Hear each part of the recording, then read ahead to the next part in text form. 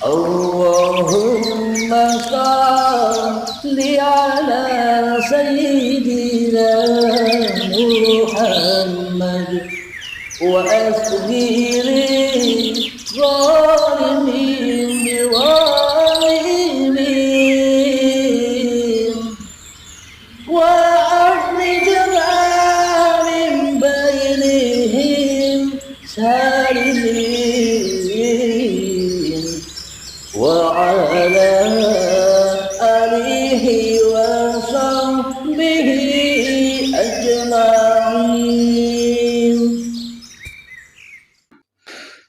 Jangan dipersulit kembali kepada Allah, mudahkanlah, mudah. Jalan kembali kepada Allah itu sangat amat mudah. Yang membuat sulit karena manusianya masih memegang teguh kemanusiaannya di dalam hatinya. Mari kita lanjutkan, buka surat Al-Baqarah ayat yang ke-165. Mohon maaf.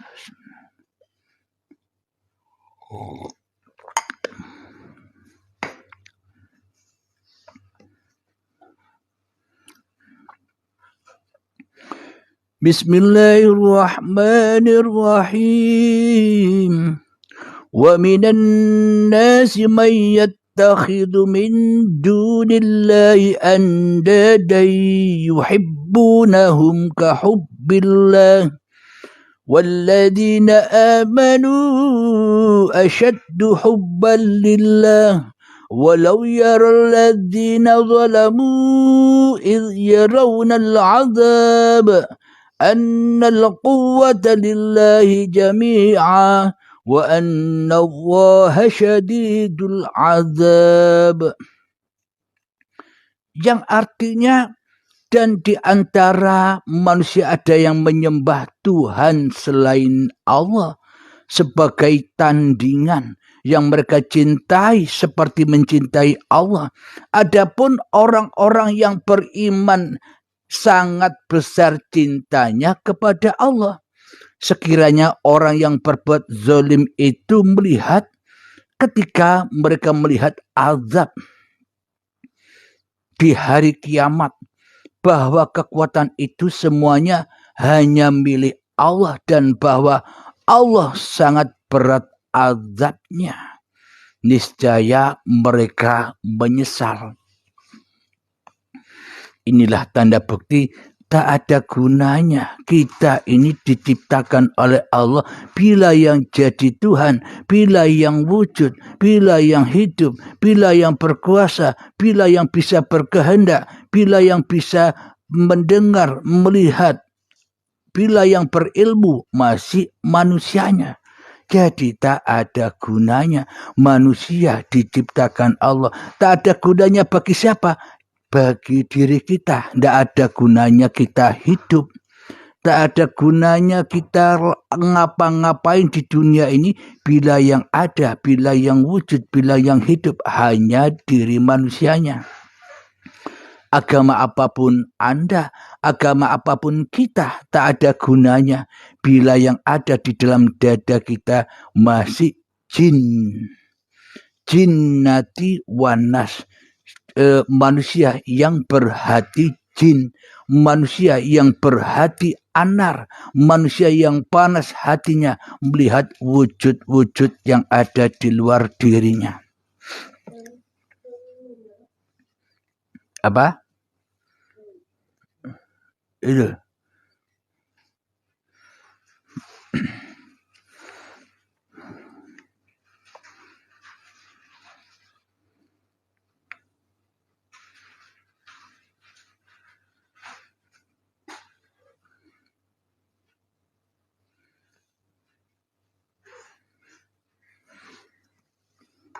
Jadi jelaslah apa yang diterangkan tadi, semuanya ada di dalam Al-Quran.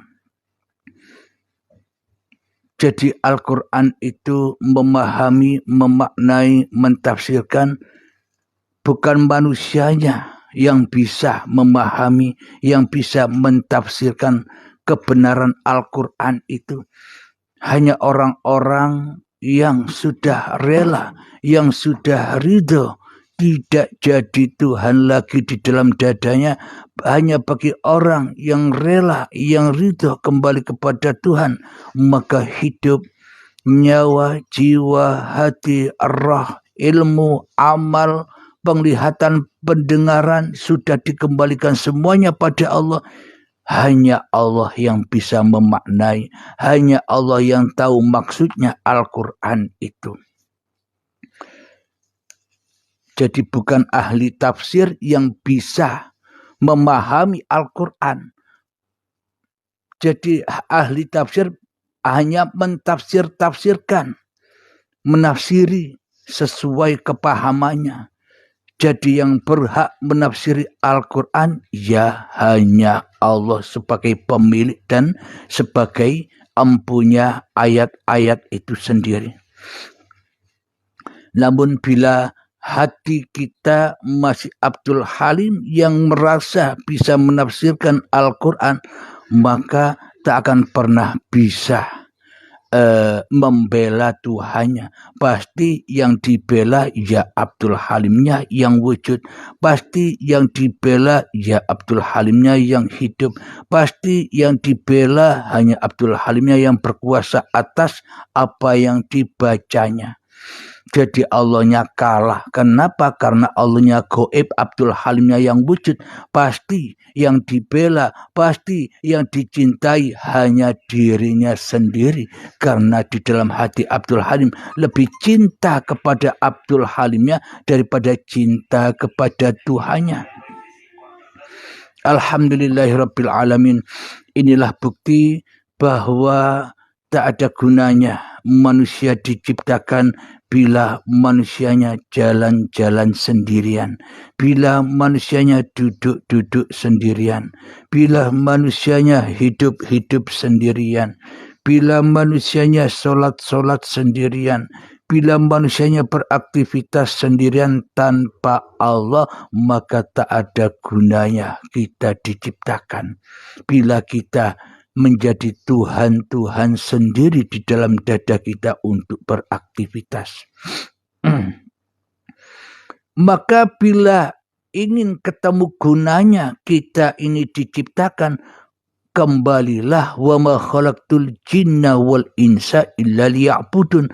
Jin dan manusianya kembalikan kepada Sang Pencipta, maka tak akan ada panas lagi. Yang ada hanyalah lillah, yang ada hanyalah kedamaian, yang ada hanyalah kebahagiaan di sisi Allah. Menjadi almarhum, menjadi rahmat di sisi Allah. Manusianya kembali kepada Allah. Hanya Allah yang berkuasa atas diri manusianya. Inna Allaha ala kulli syai'in qadir. Sesungguhnya Allah berkuasa atas segala sesuatu. Ya, termasuk berkuasa atas diriku dan termasuk berkuasa atas diri Anda semua. Hanya Allah yang ada, yang wujud, yang hidup, yang berkuasa atas diri saya dan diri Anda. Itu yang wajib kita cari. Itulah jalan husnul khotimah, itulah jalan keselamatan kita yang mengembara di dunia ini agar bisa pulang kampung dengan selamat. Agar bisa pulang kampung dengan keberhasilan. Agar bisa pulang kampung dengan kebahagiaan, dengan kekayaan yang azim, al-ghani. Hati yang kaya, hati yang luas, hati yang lapang. Akan tetapi di dalam pengembaraan kita masih jadi Tuhan-Tuhan itu sendiri di dalam dada kita, maka kita pulang ke kampung halaman kita dengan penuh kemiskinan. Pulang dengan penuh luka, pulang dengan penuh kepedihan. Kenapa?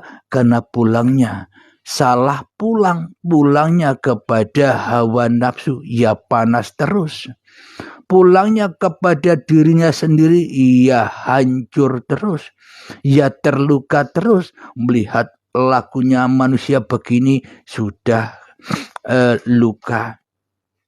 Direndahkan orang sudah terluka. Diomongi jelek oleh orang lain, kita terluka. Selalu cacat dan cacat hati ini bila kita di dalam pengembaraan tidak lekas pulang kampung kepada wa ma khalaqtul jinna wal insa illa liya'budun. Maka akhirkanlah perjalanan kita kembali kepada dari Allah, kembali kepada Allah. Inna lillahi wa inna ilaihi roji'un. Agar apa? Agar bermanfaat kita diciptakan Allah ini. Agar manusianya jadi baju-bajunya Allah. Agar manusia jadi hamba-hamba Allah, agar manusianya menjadi rahasia-rahasia kenyataan wujudullah, kenyataan liputan Allah, kenyataan kekuasaan Allah, kenyataan kemahaluasan Allah. Disitulah letak keindahan, letak kedamaian. Ya ayyatuhan nafsul mutmainnah, wahai jiwa-jiwa yang tenang. Siapakah mereka yang jiwanya tenang? Irji'i ila rabbiki radiyatan mardiyah. Pulangkanlah, relakanlah, ridhokanlah bahwa hidup dan badan ini bukan milikmu. Dan segala laku, daya upaya yang kamu kerjakan pun semuanya bukan milikmu. Itulah yang membuat hati manusia damai dan bahagia. Karena manusia sudah kembali kepada tempat di mana ia dijaga, dicukupi, dipelihara. Yakni di dalam ahlillah. Fadkhuli fi ibadi. Jadi mengabdi menyembah itu ya saat kembalinya hatimu kepada Tuhanmu. Bukan dengan lelaku-lelaku dohir, tapi lelaku batin. Allah itu batin. Bila yang berkuasa Allah batinnya, maka dohirnya pun berkaca kepada yang batin. Maka lillah semua berangkat. Namun bila hati manusianya masih ada kekuasaan diri manusianya, maka perbuatan apapun ya jadi anar, terbakar, dimakan sendiri-sendiri untuk pemuas hawa nafsunya sendiri. Maka tak akan pernah bisa mengabdi, menyembah kepada Tuhannya bila manusianya masih merasa lebih wujud daripada wujud Tuhannya di dalam dadanya. Ketika manusianya sudah di dalam golongan mengabdi, maka wadkhuli jannati. Inilah kampung halaman kita, surga. Surga yang ditempati Adam dan Hawa. Surga yang ditempati ketika kita masih belum ada. Surga yang kita tempati ketika kita masih belum hidup, belum wujud, belum tercipta. Yaitulah kebahagiaan Adam dan Hawa. Yakni ketika manusianya belum berkuasa atas dirinya. Ketika manusianya tak bisa berkuasa atas hawa nafsunya. Maknanya manusianya belum ada kewujudannya, yaitulah surga ketika saat kita bayi. Bayi maknanya bayi meskipun syariatnya ada, tapi hakikatnya tidak ada. Kita tak bisa mengaku-ngakui bahwa aku hidup, aku badanku bayi, tidak bisa. Itulah yang dimaksud mengabdi, yang ada hanya Allah.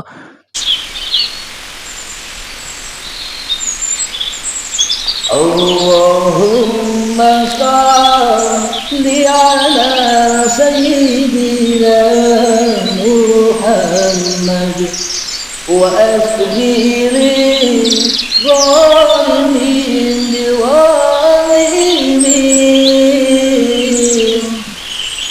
وأخرجنا من بينهم سالمين وعلى آله وصحبه